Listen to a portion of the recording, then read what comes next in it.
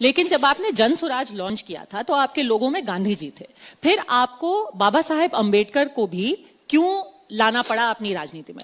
बहुत अच्छा सवाल किया आपने, क्यों लाना पड़ा। लोगों को लगता है कि एक और फोटो लगा दो। अब ये आपको सवाल ये भी पूछना कि सिर्फ 2 ही क्यों है, 3 क्यों नहीं है, तो उसको आप समझिए, 2 मिनट लगेगा आपको। विचारधारा के आधार पर हम लोग की सीधी लड़ाई भाजपा से है। लोग चाहे कुछ भी कहें, विचारधारा के आधार पर जनसुराज की लड़ाई भाजपा से है। अब पूरे देश में विचारधारा के आधार पर भाजपा से लड़ कौन रहा है?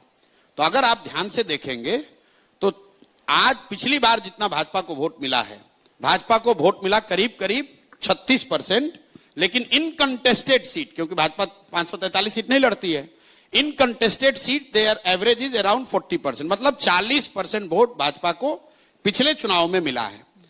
80% हिंदुओं के देश में अगर भाजपा को 40% वोट आया है, इसका मतलब है कि करीब करीब आधे हिंदू आज भी भाजपा को वोट नहीं देते हैं।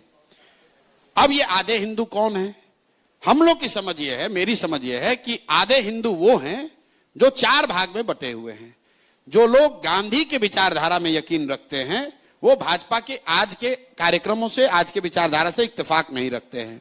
जो बाबा साहब के विचारधारा के मानने वाले लोग हैं वो भी भाजपा के साथ नहीं चलना चाहते हैं। जो कम्युनिस्ट विचारधारा के मानने वाले लोग हैं वो भी भाजपा के साथ नहीं है, चाहे किसी जाति के हों। और जो लोहिया जयप्रकाश को मानने वाले समाजवादी नेता कुछ बचे हुए हैं वो भी भाजपा के साथ नहीं चलना चाहते हैं विचारधारा के आधार पर।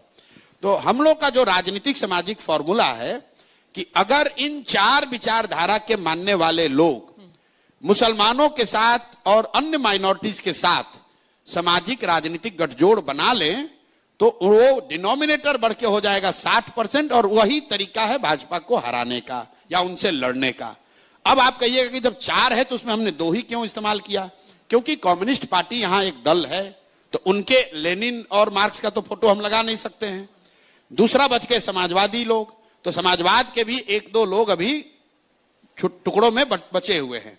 तो जो 2 विचारधारा के लोग हैं, गांधी जी और बाबा साहब, अगर इन 2 विचारधारा के मानने वाले लोग भी साथ में आ जाएं और मुसलमानों के साथ, ईसाइयों के साथ, सिखों के साथ गठजोड़ बना ले तो वो भाजपा से लंबे समय में मुकाबला कर सकते हैं और उनको विचारधारा के आधार पर लड़के हरा सकते हैं।